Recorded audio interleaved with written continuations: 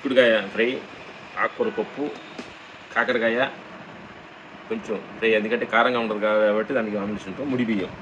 ఇది మా అన్న రహస్యం. దీన్ని సింపుల్గా మా రాజుగారు చెబుతారు, మంత్రాజ రాజుగారు. దీన్ని తినేటప్పుడు ఎంజాయ్ చేస్తూ కళ్ళు మూసుకొని అమృతంగా మనం ఆహారాన్ని కానీ స్వీకరించగలిగితే అద్భుతంగా ఉంటుంది. ఏంటంటే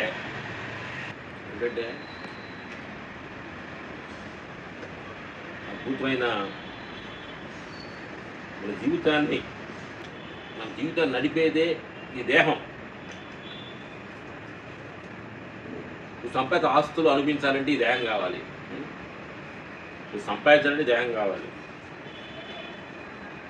నువ్వు పెళ్లి చేసుకోవాలంటే దేహం కావాలి. ఉద్యోగం అంటే దేహం కావాలి. ఈరోజు నువ్వు పోడాలంటే దేహం కావాలి. ఇన్నిటికి ఆధారమైన దేహాన్ని కోసం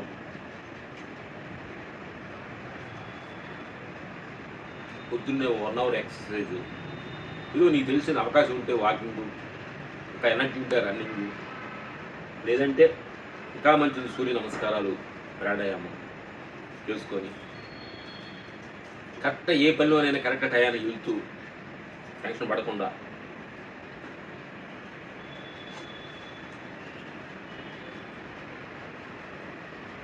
జీవితంగా మనం కొనసాగించుకొని కానీ ఉంటే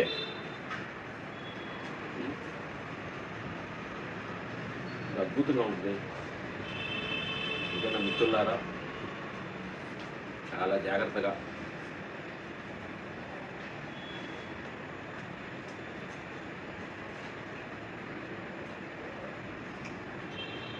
ఆరోగ్య విషయంలో చాలా జాగ్రత్తగా ఉండండి.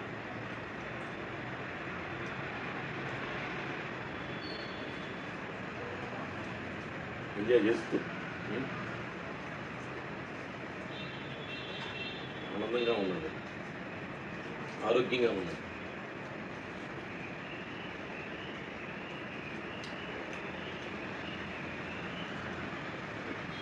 ఆరోగ్యమే మహాభాగ్యం. మేము ఇప్పుడు తింటే మళ్ళీ మధ్యాహ్నం సేమ్ 2 గంటలకి 1 గంటకి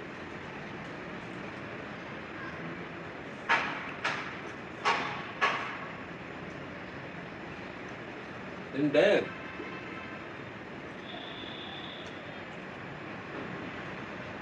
మార్నింగ్ బ్రేక్ఫాస్ట్ ఇవి తిని మధ్యాహ్నం అన్నం తినేది కిక్ ఉండదు.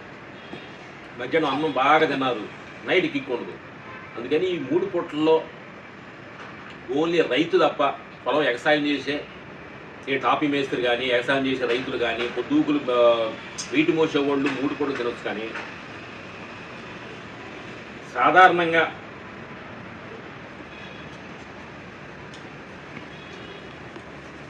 సాఫ్ట్వేర్ కానీ, చిన్న చిన్న ఉద్యోగస్తులు కానీ, ఎవరైనా కానీ 2 పూటల భోజనం అనేది చాలా బెస్ట్ భోజనం. అప్పుడు మీరు తినే భోజనానికి ఒక చిన్న ఆనందం కిక్ ఉంటుంది. 3 పూటలు తినాలనుకొని ఒక చిన్న రూల్స్ అనేది బ్రేక్ చేసుకోండి.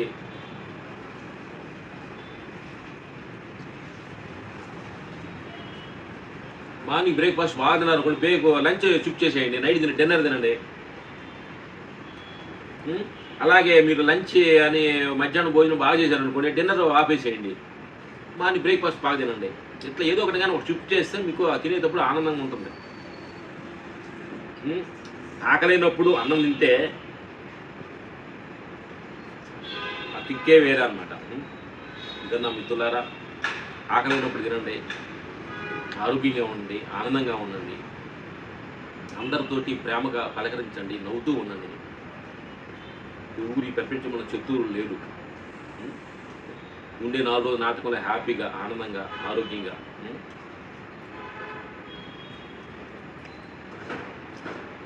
మీకు తెలిసిన పని హ్యాపీగా చేసుకుంటూ, అది చిన్న పని పెద్ద పని అనేది కాదు. అందరూ సినిమా తీస్తే బిల్డింగ్లోకి వెళ్తారు, అందరు బిల్డింగ్లు కడితే పొలం పండిస్తారు, అందరూ పొలం పండిస్తే ఈ ఫ్లైట్లు కనిపెట్టాలి, సాఫ్ట్వేర్స్ ఉండాలి కదా. అట్లా వాళ్ళ పనిలో వాళ్ళ నిపుణ్యంలో వాళ్ళు ఎదుగుతున్నారు అన్నమాట. అందరూ పనులు అందరూ మనుషుల కోసమే.